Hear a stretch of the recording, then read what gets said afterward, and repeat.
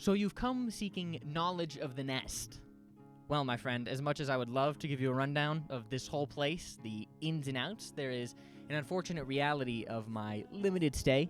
I am a student in this school, and until the day Eric finally starts forking me paychecks, a student I shall remain.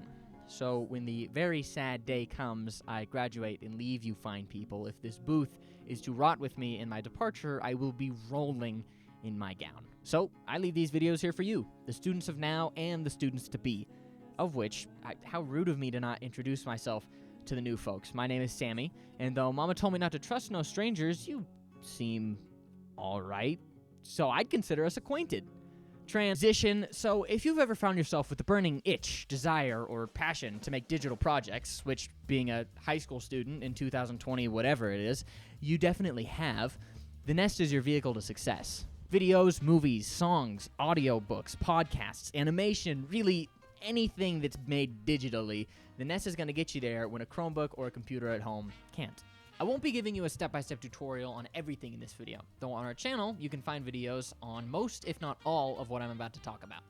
At the time of recording, the Nest is equipped with cameras, tripods, lights, and accessories, the Apple computer running all of our editing software and audio programs, an audio interface for recording and playback, 3 audio field recorders, 2 professional mixing headphones, great microphone for in the booth, less great but still solid microphone for anywhere, and a load of cables to smack it all together. So when it comes to projects, really, if you can dream it, we can make it happen. As for programs, the beating heart of this operation, the computer, is running DaVinci Resolve 18, FL Studio, Logic, Audacity, OBS, and Final Cut. We've got a lot. Though if you know of or use any programs that you think we could benefit from having, make your voice heard. The whole reason any of this exists in the first place is because of student voice, so keep the tradition alive. Now, one thing I will be giving you a step-by-step on is how to activate the Nest, so to speak. There is a small process on getting everything set up in here, and without understanding why some of the things are the way they are, it can seem a little arbitrary. When heading to use the booth, as one might imagine, circulation isn't exactly the booth's natural state, so it can get a little stuffy. So before you head in and get to work on any projects, you want to come over to the side of the booth, and at the bottom, you can plug in the fan that pumps fresh air inside. Of course, when you step into the booth, you have your 2 lamps for lighting. However, optionally, there are overhead lights for my fans of aesthetics. Currently, the ones we have don't have a switch, so you plug them in under the desk with the rest of the cables in the top slot, which should be the only open slot, unless somebody was messing with my cables. Disclaimer: if there aren't currently overhead lights above your head right now, that means I was not able to find Velcro straps. So now that you can actually see and breathe in here, you can turn your computer on and your monitors on so you can get to work. And now I made this one a whole step separate from the last because it's very easy to overlook, and I myself often find I come to be completely at a loss as to why I can't hear anything coming from the computer, and it's because I forgot to turn the audio interface on.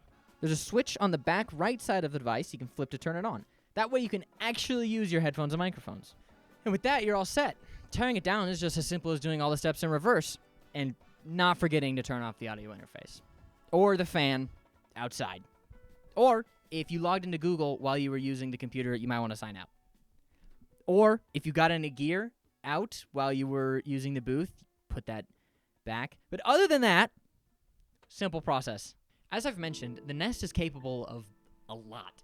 However, for as many doors as it opens, it raises a slight barrier to entry. Because this gear isn't common or available in most schools like it is in ours, it can seem a little overwhelming. But fear not. As I've mentioned, our channel will be host to tutorials on things like programs, gear, or other general things like this video on the booth itself. If you find yourself deeply lost in the bad way, though, never fear reaching out to a teacher or whomever it is currently employed as booth manager. Right now, that would be me, but retirement is knocking at my door, and by the time you see this, I will be a distant memory in these halls. And with that, my final note of mention to you would be have fun. And this is the only rule of the sound booth, aside from don't break everything.